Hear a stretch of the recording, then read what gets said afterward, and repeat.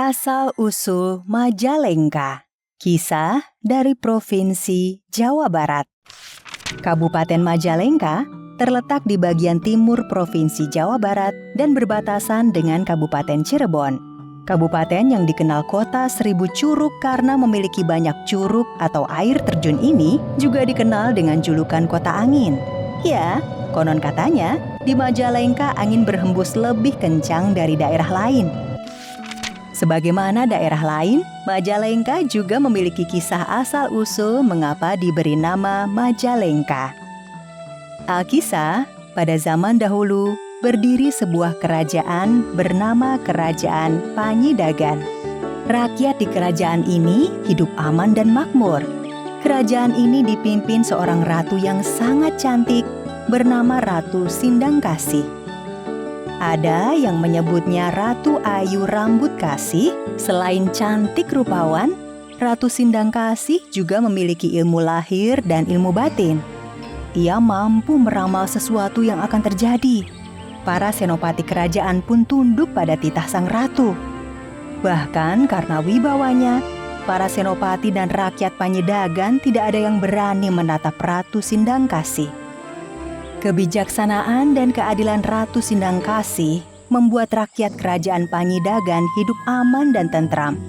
Para petani maupun pedagang merasa tenang menggarap pekerjaannya karena tidak ada pencuri dan perampok yang mengganggu.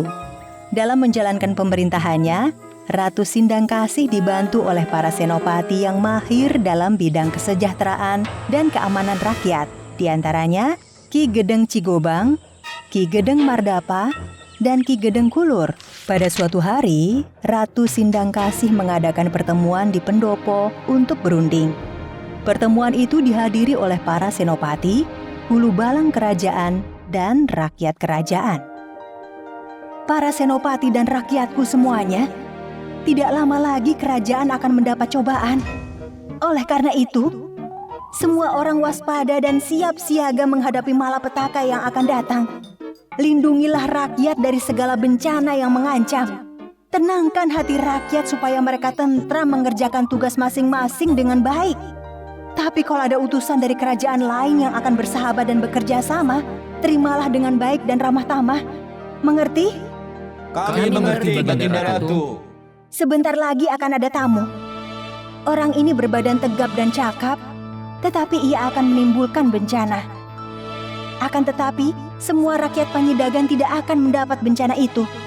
Namun setelah kerajaan ini terlepas dari tangan kami, rakyat akan berubah keyakinan dan kepercayaan.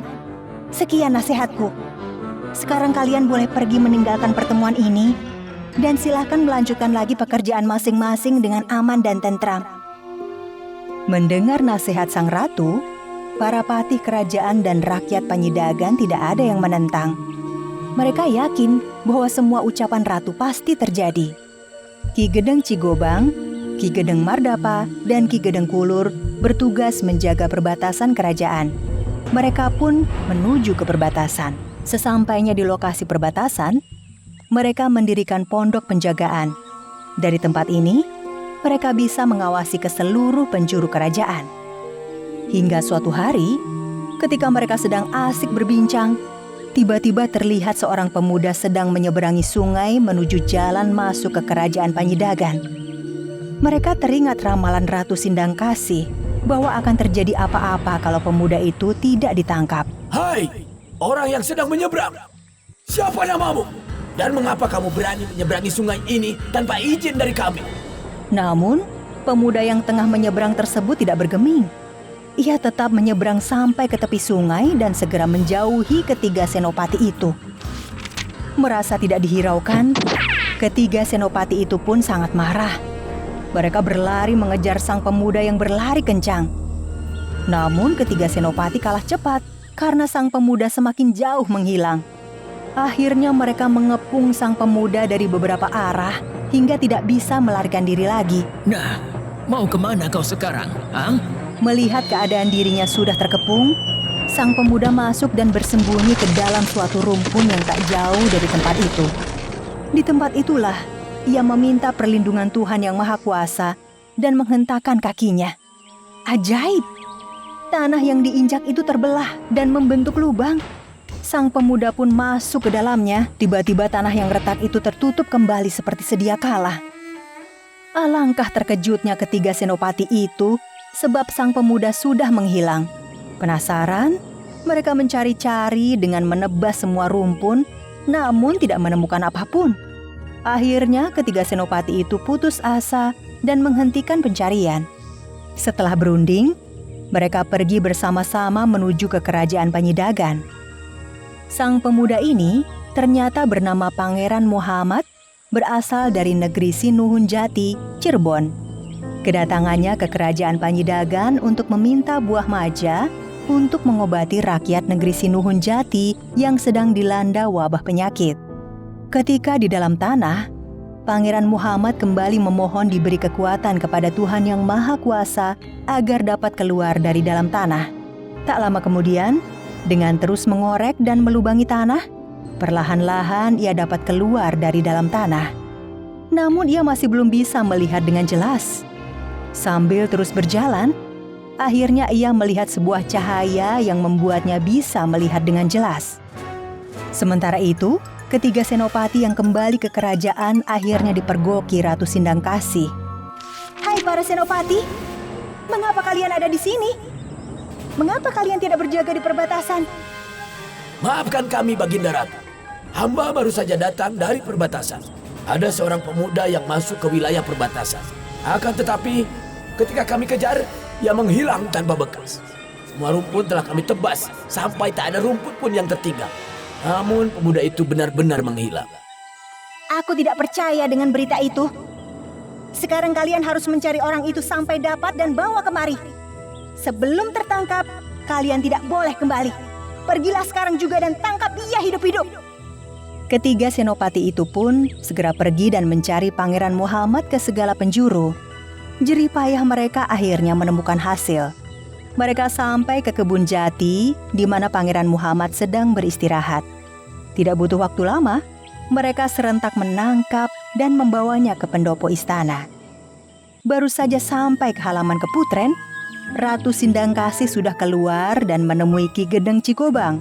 "Lepaskan dan biarkan orang itu beristirahat dulu. Perlakukan orang itu seperti kalau kamu menerima tamu kami." Ki Gedeng Cikobang kembali lagi ke pendopo dan meminta Pangeran Muhammad beristirahat dan mandi sebelum menghadap Ratu. Ki Gedeng Mardapa dan Ki Gedeng Kulur menyediakan makanan dan minuman. Setelah beristirahat, Pangeran Muhammad segera menuju ke putren. Ratu Sindangkasih memperhatikannya dari jendela.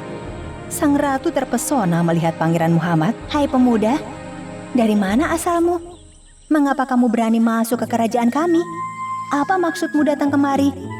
Ampun Baginda Ratu, hamba berasal dari Cirebon. Hamba datang ke sini diutus oleh Sunuhun Jati mencari buah maja untuk mengobati rakyat kerajaan Cirebon yang terkena wabah penyakit. "Hanya itu permintaanmu?" Betul Baginda Ratu, hanya itulah permohonan hamba ini. "Baiklah, aku akan memenuhi permintaanmu. Asal kamu memenuhi syarat dariku."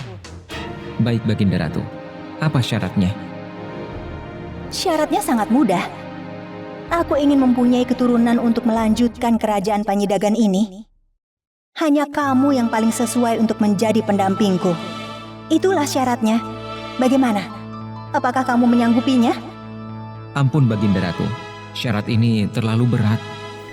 Bukan bermaksud tidak mengagumi kecantikan Baginda Ratu, akan tetapi hamba sudah punya istri.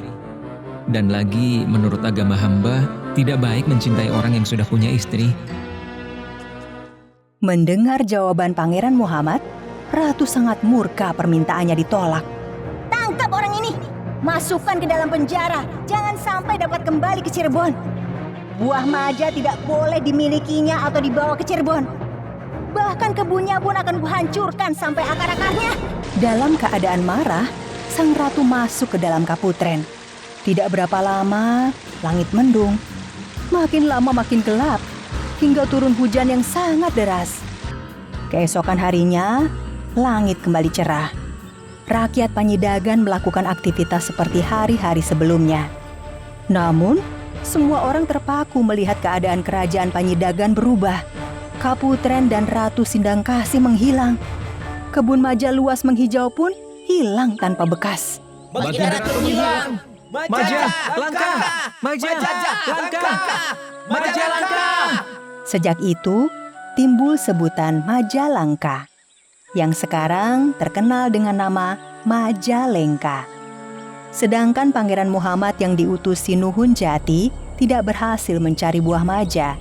Ia terus bertapa di Gunung Haur sampai meninggal dan dikebumikan di sana. Sejak itu, Gunung Haur terkenal dengan nama Margatapa